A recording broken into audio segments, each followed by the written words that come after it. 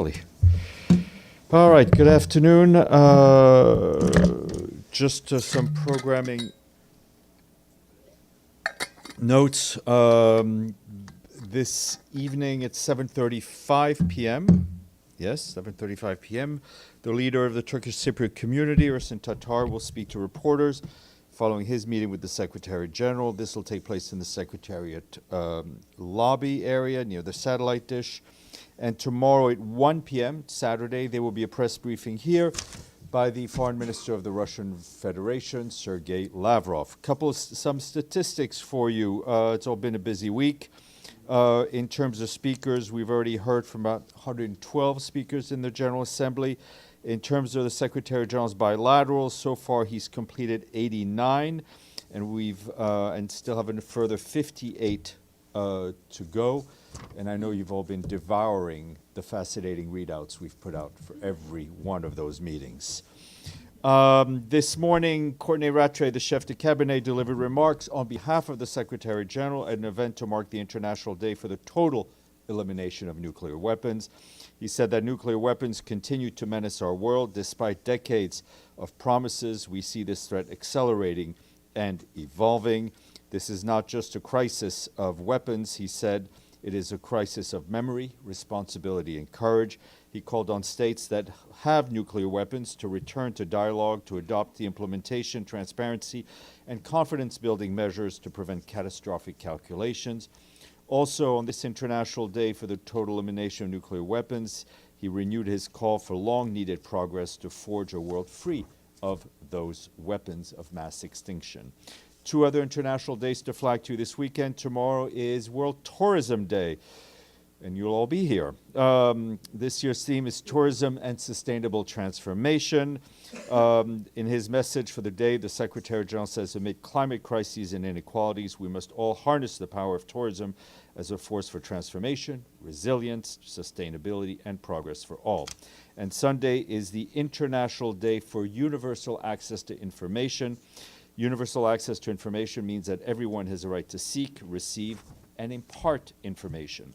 Also want to flag that yesterday at an event yesterday afternoon, the Secretary General launched the Global Dialogue on AI Governance. He told participants that in just 12 months, we've moved from principle to practice. The goal of the dialogue are clear, Mr. Secretary General said, to help build a safe and secure and trustworthy AI systems grounded in international law, human rights, effective oversight, and also to promote interoperability between governance regimes, aligning rules, reducing barriers, and boosting economic cooperation, and to encourage open innovation, including open source tools and shared resources accessible to all.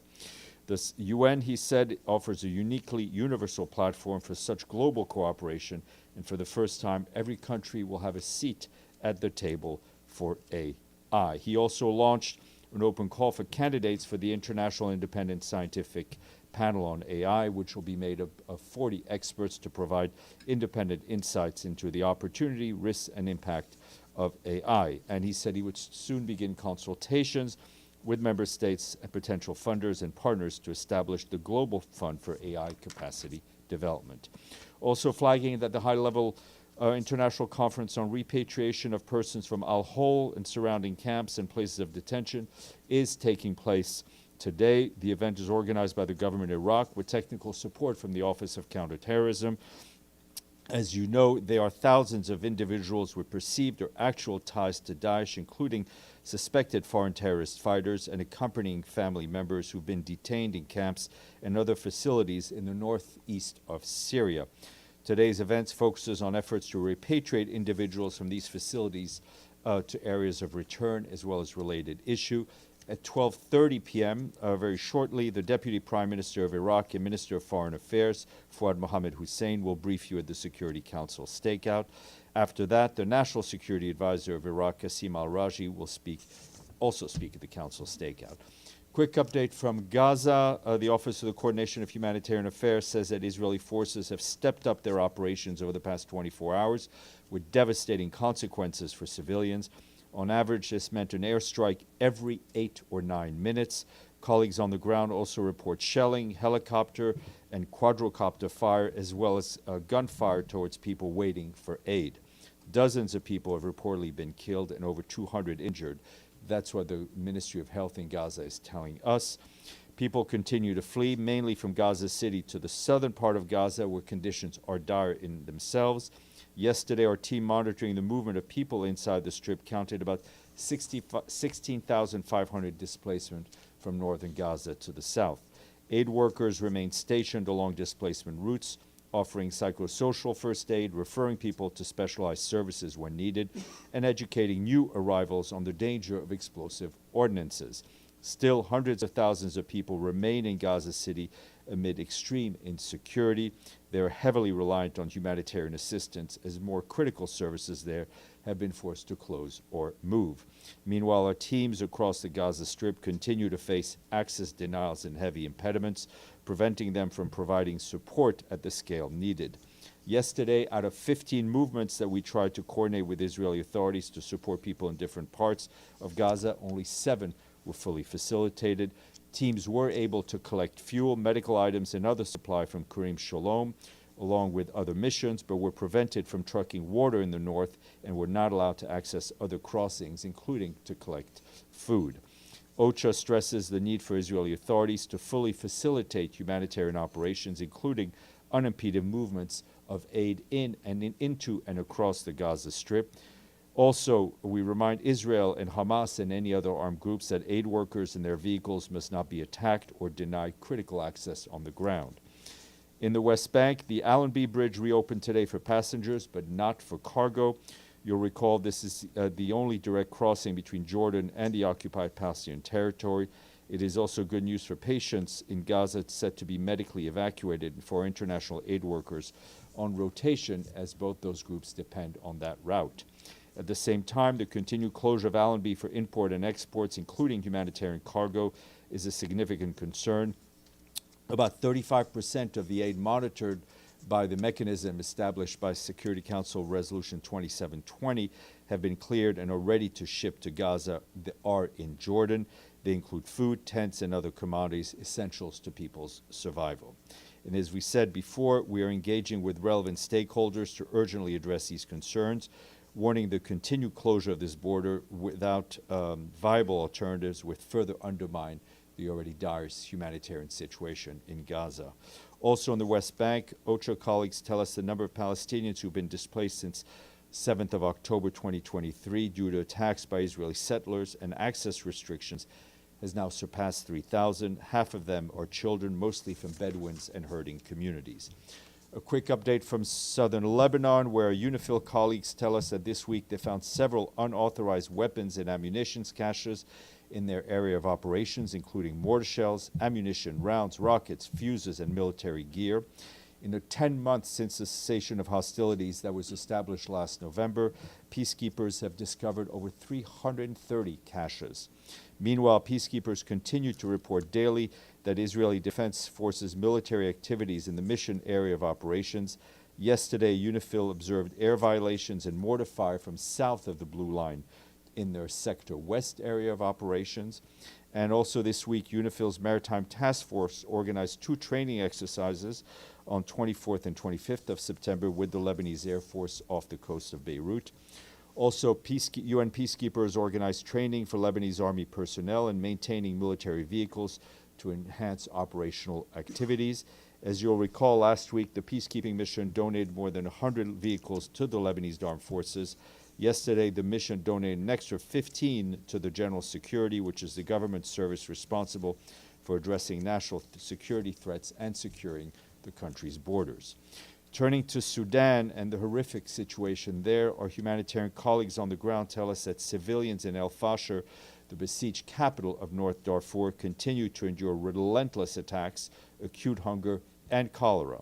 They face daily threats from shelling, from airstrikes, and from drone attacks, with fierce clashes reported in northeastern districts of the state capitals in the recent weeks. This week, at the sidelines of the GA, our Undersecretary General for Humanitarian Affairs, Tom Fletcher, had the opportunity to talk to both parties and address the dire need to discuss the worsening situation in Sudan in general, but particularly around Al-Fashir. And on Wednesday, Mr. Fletcher met with the transitional Prime Minister of Sudan, Dr. Camille Idris.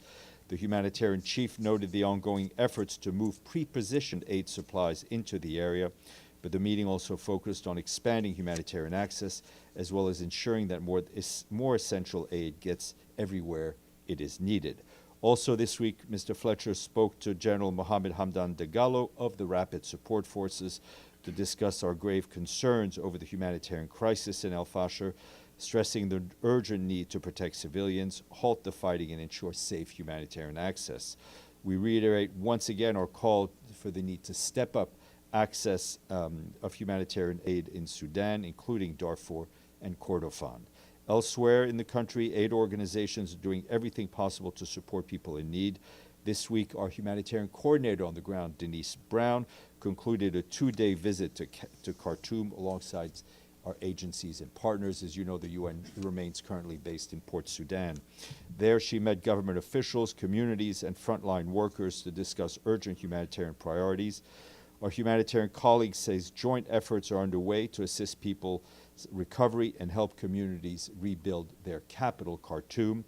UNICEF said that Thursday, 2 generators are on their way to Khartoum to restore safe water to cholera hotspots. Meanwhile, UNICEF says that the main building within the agency's compound in El Fasher came under repeated attack, with shelling killing at least 7 people who'd been sheltering in the compound and injuring others. While UNICEF has not been able to access the compound since March of 2024, the compound remains protected under UN privileges and immunities. Just days earlier, armed individuals entered the compound and took control of communications equipment and several UNICEF vehicles. Our humanitarian colleagues say that the people continue to flee heightened insecurity in El Fasher. On Tuesday and Wednesday alone, more than 1,600 people were displaced from the city. That's what IOM is telling us. OCHA says the hundreds of thousands of people who fled El Fasher are now living in dire conditions in Tawila, also in North Darfur. We and our partners on the ground are providing support, but 120 million United States dollars are urgently needed to meet people's immediate needs in that area. The World Food Program has been scaling up assistance in Tawila, reaching some 450,000 people there last month with vital food and nutrition aid. And a quick update from Ukraine, where the Office of the Coordination of Humanitarian Affairs tells us that we and our partners continue to deliver aid across the country amidst multiple attacks in different parts of Ukraine. Authorities and our partners on the ground have reported that these attacks are impacting the energy infrastructure in Chernihiv, Kharkiv, Sumy, and Vinnytsia. In Chernihiv, for instance, an attack last night left parts of the city and the surrounding areas without electricity at a time where temperatures at night are already dropping to around 5 degrees Celsius. In the first half of 2025, we and our partners provided at least one form of humanitarian assistance to 2.4 million people across Ukraine. This is about 40% of the people we aim to reach within the humanitarian response. While we're grateful for generous donor support, the sharp increase in attacks in recent months has triggered additional needs and new displacement, putting further pressure on already stretched response, particularly ahead of winter. We and our partners continue to scale up assistance ahead of the winter 2025-26 winter response plan launched in July, which seeks for $280 million, only 40% funded. 2 more quick notes. Yesterday, the UN Peacebuilding Commission held its annual ministerial level meeting on the theme of promoting social cohesion and inclusive governance to foster community resilience and sustainable peace. It was chaired by the Foreign Minister of Germany and chair of the Peacebuilding Commission, Mr. Johann Waddepoel. Member states expressed support and appreciation for the UN peacebuilding architecture created 20 years ago to help countries with longer-term stabilization, but they expressed deep concern at the level of conflict around the world and called for tackling the root causes of violence, including inequality, exclusion, with a view to build resilient societies based on strong bonds and social trust. 4 countries paid their contributions. You ready? All right. First one's a little easy. This country's name is believed to come from the Portuguese meaning of lioness mountain. Sierra Leone? Yes, Brazil. Okay. Okay. All right. All right. The second is a landlocked country in Africa that was named after the Zambezi River. Zambia. Exactly. The next country was the first winner of the FIFA World Cup and the first host of the FIFA World Cup. All right, Uruguay, that was easy. And finally, this last country is home to Esmeralda. Esmeralda is a giant tortoise, which is believed to be the heaviest one in the world, tipping the scales at over 670 pounds and estimated to be 170 years old. Where does she live? Ecuador. No. Seychelles. So we thank our friends in Freetown, Lusaka, Montevideo, and Victoria for their full payments. We're up to 133. Yep. Benno. Thank you, Steph. I want to start with the talk of the town, or the talk of the world, rather, escalator gate. The United States president wants an investigation into the escalator, and he wants arrests. Where does that investigation stand as of now?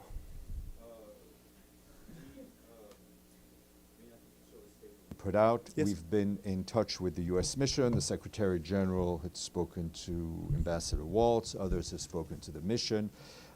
We had said even before the tweet from the president that we had launched a deeper investigation. We've told the U.S. they're welcome to join us as we look further, but obviously we stand by our preliminary findings that we shared with you. And can you walk me through what you specifically investigate? What about the cameras, for example? Are you looking into that footage, and do you think there could be arrests, actually? Of course, we're looking into the footage. As you know, there are quite a lot of cameras within the UN. When can we expect? Well, I mean, as I said, findings? we've shared the preliminary findings with you on different occasions. As soon as I have an update, I'll share it with you.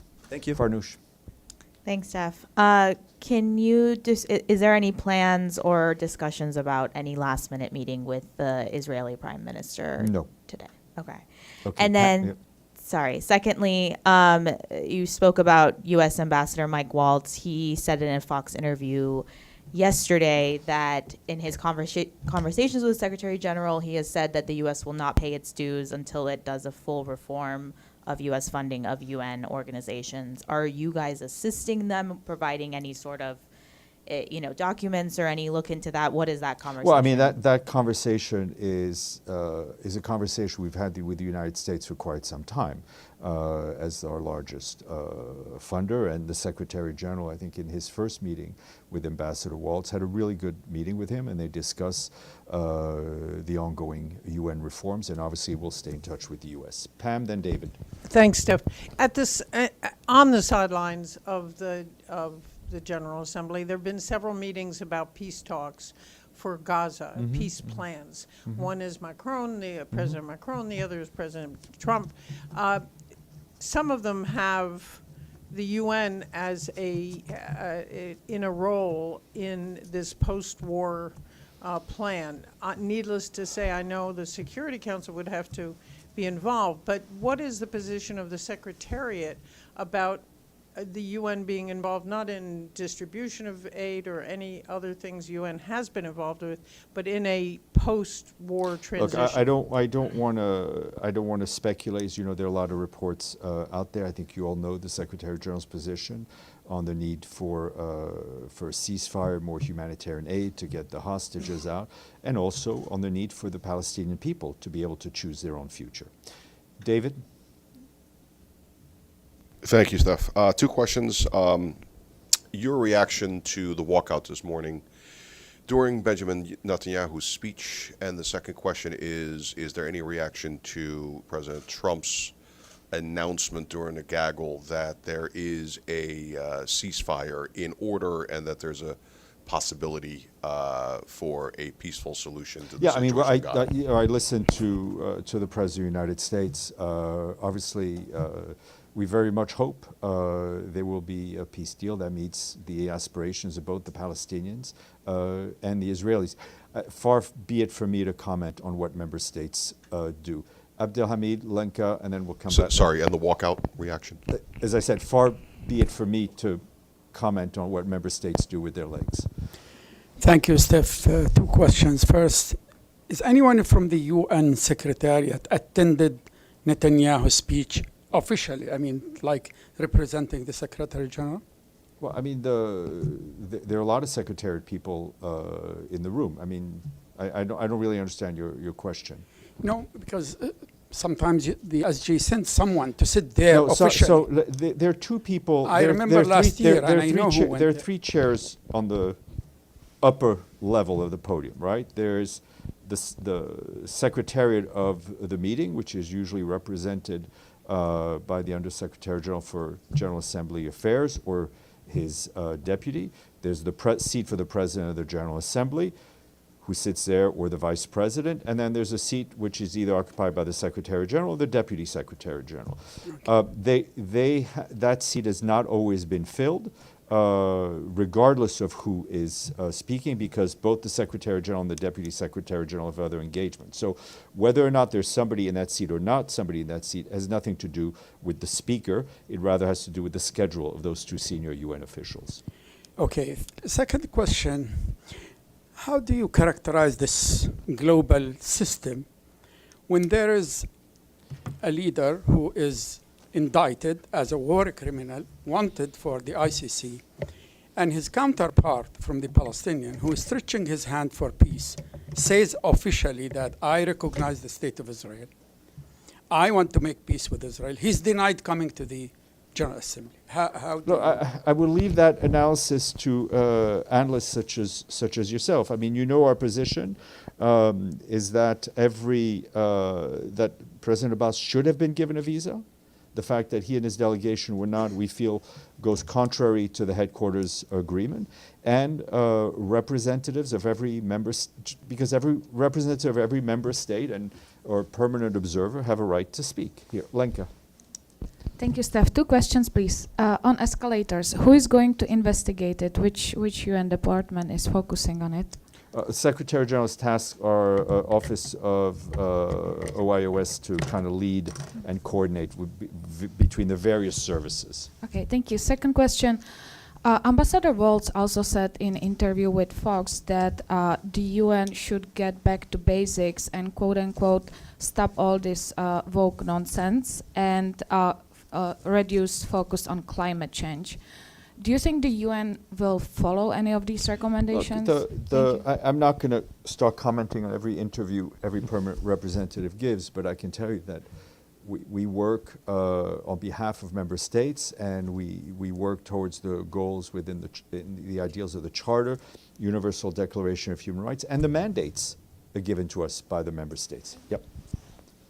Thank you, Steph. Two questions for you, if you don't mind. First, during this high-level week, nearly all heads of states have raised the same issue, the need to amend the Security Council permanent member structure. Of course, under Article 108 of the UN Charter, all permanent members must unanimously agree to such reform. The reality is the Council can't even agree on urgent threats to peace like Gaza.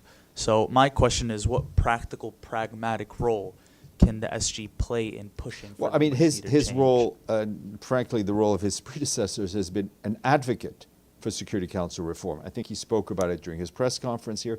He's spoken about it repeatedly, that it needs to be more reflective of the world that we live in today as opposed to the world 1945. Your second question. And then second question, please. Yeah, any reactions by the SG to Trump's assertion that the UN was not at all helpful in helping broker any peace deals? Look, I'm not going to comment on every remarks made from the podium. I think what I can tell you is that the Secretary General had a very good meeting with the President of the United States. Deji, and then we'll go here.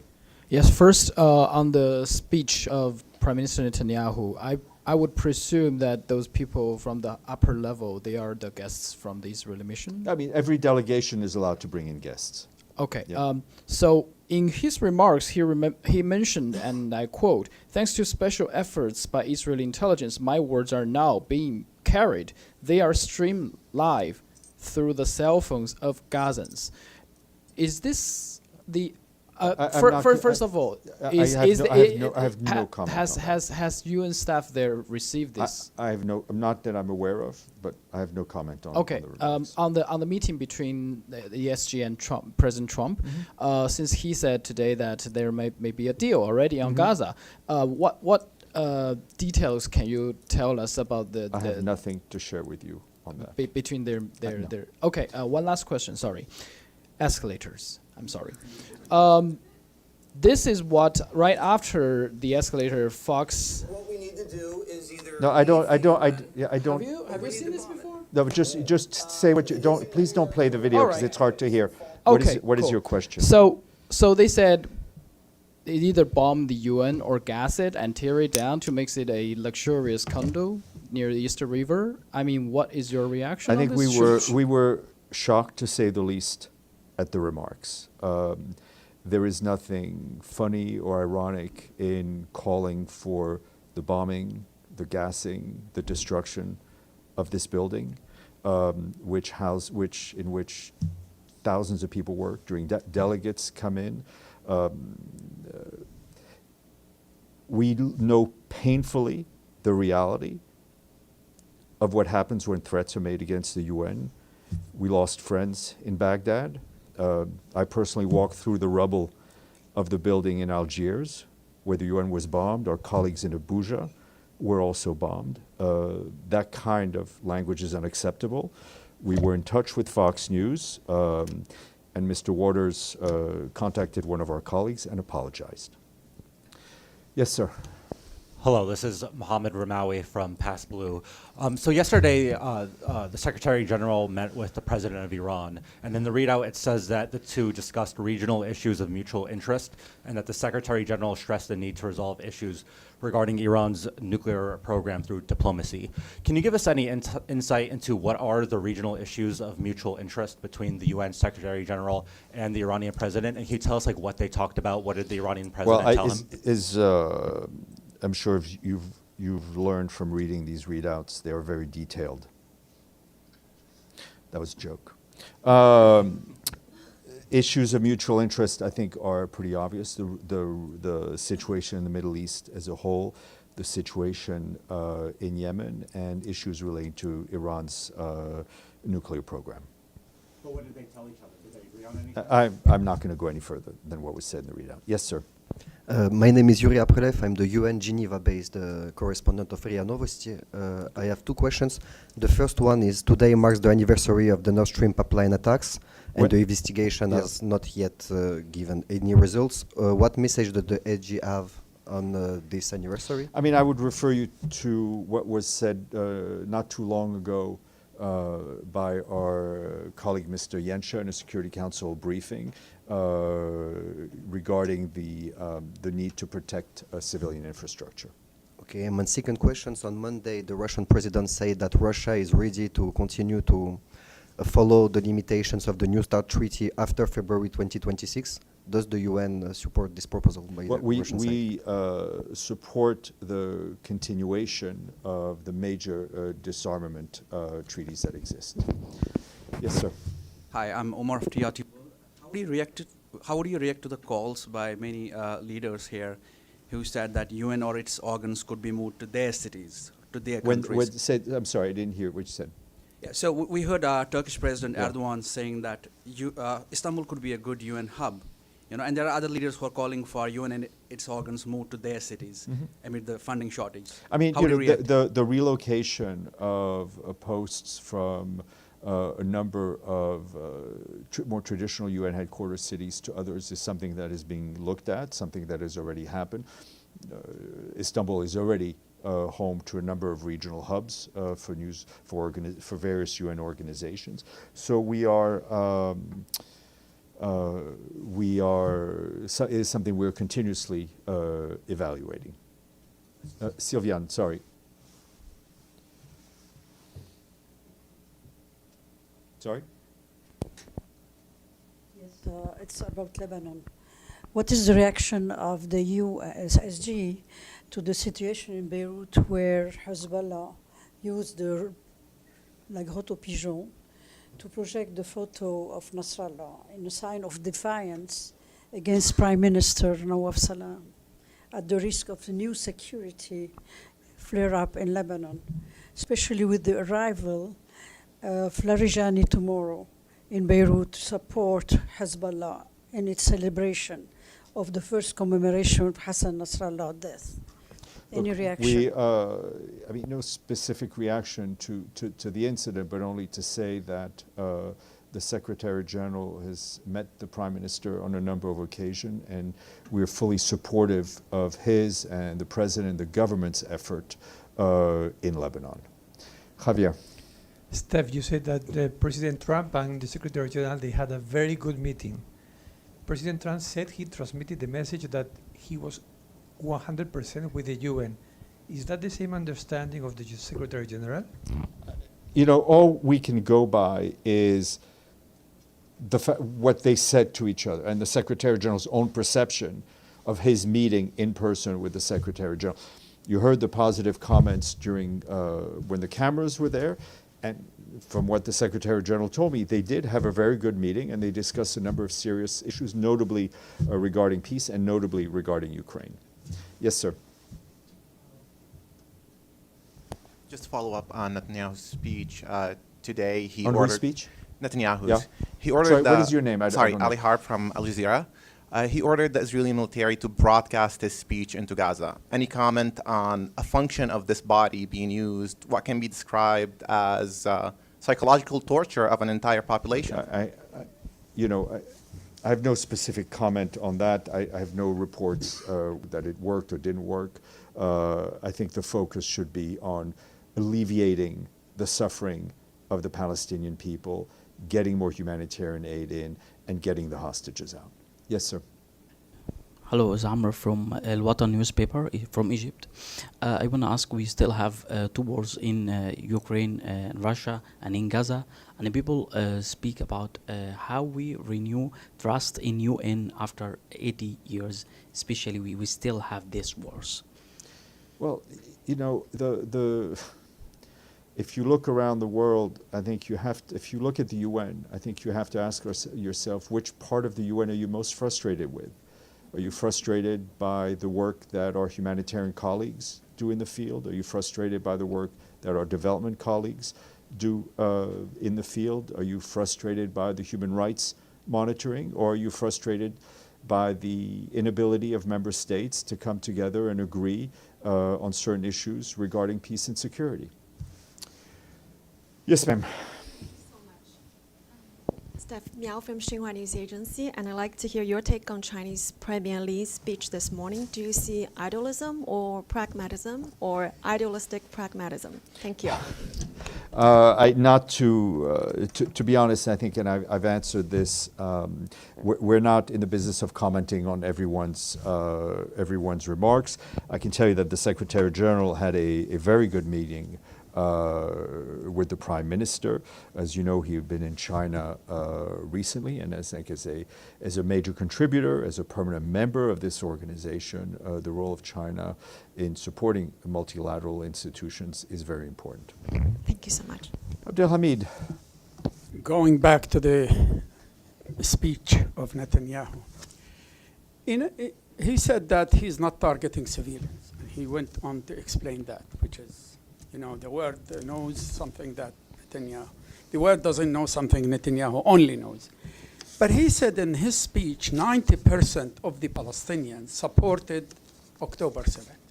Isn't that flagrant case of justifying the genocide? When he said 90% of the Palestinians, 90%. Abdelhamid, with all due respect, again, we are not going to comment line by line on what the Prime Minister said, whether it's Prime Minister of Israel, the Prime Minister of China, the President of France. We will let you as journalists do a compare and contrast, analyze, pick the speeches apart. That's your job. Our position in terms of what is going on in Gaza, I think, could not be any clearer. And we restate it and we state it every day. The Secretary General is here. He said it in numerous speeches on Monday at the two-state solution meeting, yesterday on the UNRWA. So we will let you do your work. Okay, anything else? Yes, sir. Yeah, can you educate me on where things stand? Can I educate you? No. On where things stand on the snapback of sanctions against Iran if, the draft resolution doesn't pass the Security Council this afternoon? What will happen on Sunday? Well, on my understanding, and obviously things remain in the hands of a Security Council, the time of implementation would be 8:01 Eastern Time on Saturday. Okay, Benno. Sorry, just, Sorry, Farnoosh, you have to sit, you have to listen through Benno. Go Just ahead. a technical question. Will you send out like a summary how many from the speakers, how many were female, how many were male, what's the longest speech, all of this? We will get do our it? best probably on Monday or Tuesday once everything is over and we've had time to tally ho. Goodbye.